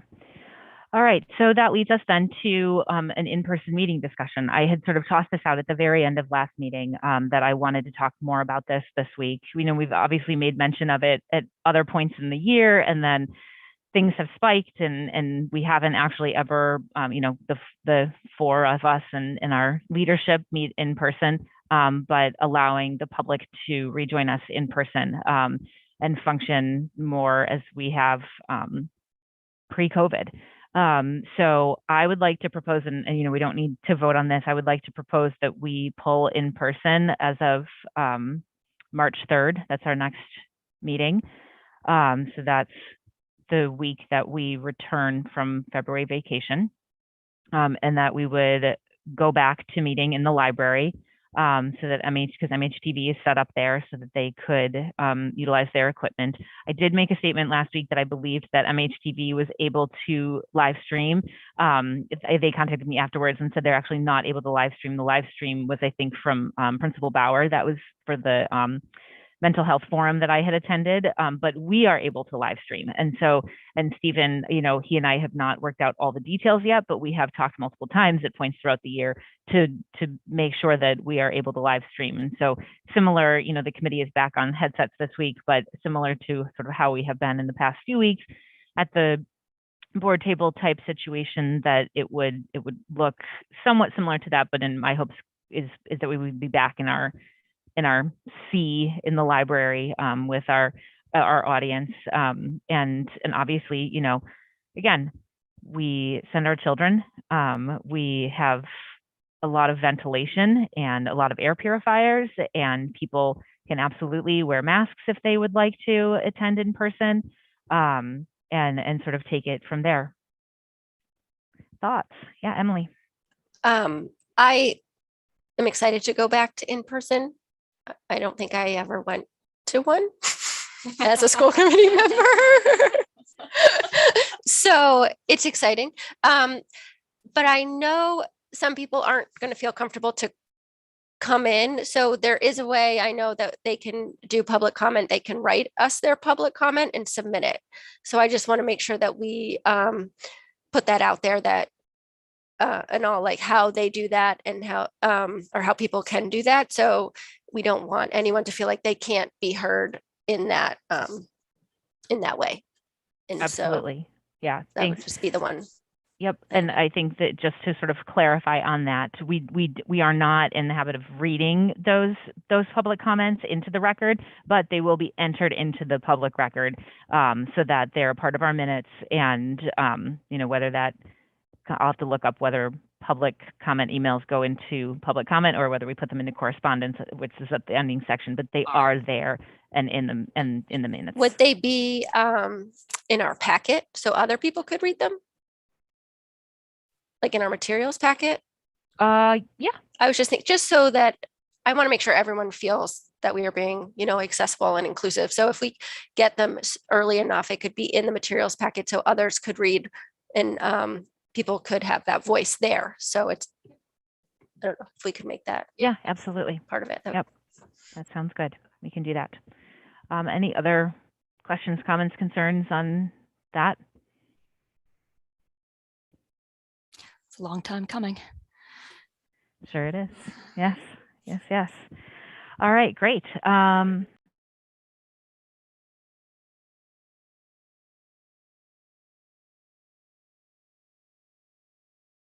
The time, and then I don't know that I'm muted. So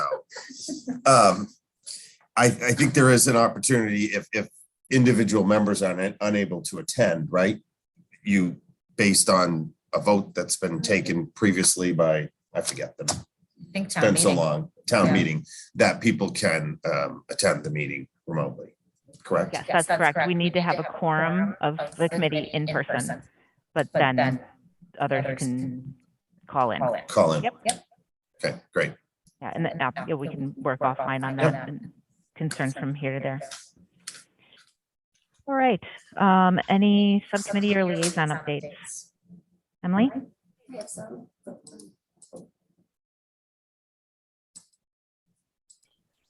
So I have a few updates. I'm just getting the information up so that I can say it correctly.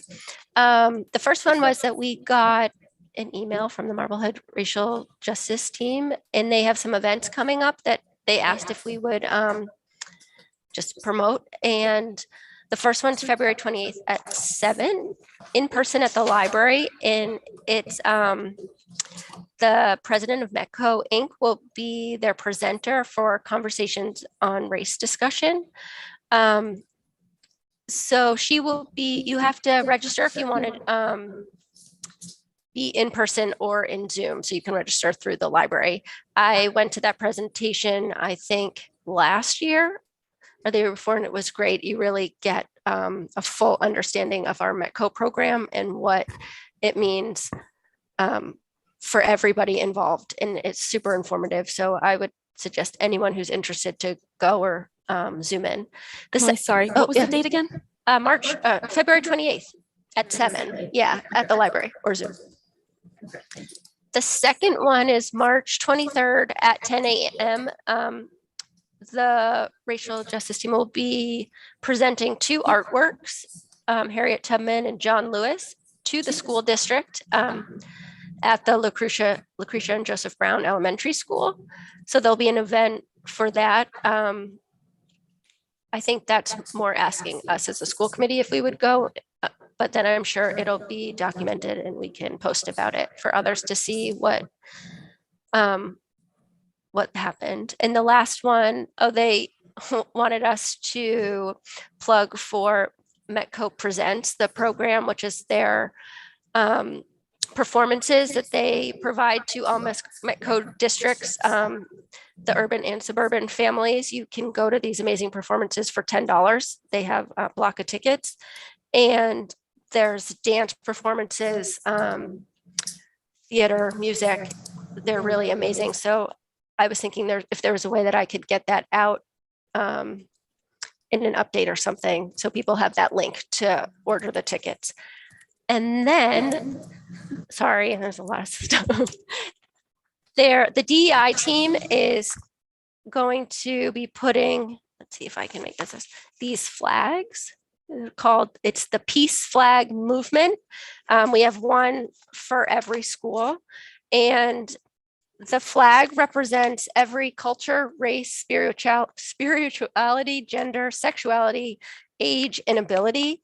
And the movement was created in Boston, and they are spreading these flags. And I'm going to quickly read their mission because it's really great. So the Peace Flag Movement works to unite the world in the fight for equity and justice for all people. It starts with a flag, making the hope of change visible, and it grows when we turn education and conversation into action. Raising this flag is a promise to speak up, stand up, and rise up. And I thought, when I first saw this and over the, last couple of weeks, what's been happening, this is a great representation of what we want to do in our district and where we want to go moving forward. So these will be going up soon, I hope, in all of our schools. This is awesome flag. So you can go to peaceflagmovement.org for more information. And that's it. Thank you, Emily.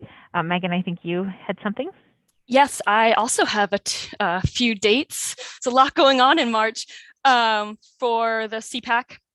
So on March 9th, Dr. Donnelly will be presenting on the IEP process at 7 p.m. So, even though I've been at this for a long time, I still listen into those because you always learn something. So I highly recommend listening into that.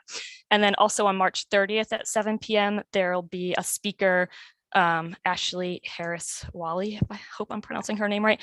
And the topic is ableism. So 2 CPAC sponsored events, I highly recommend. Wonderful.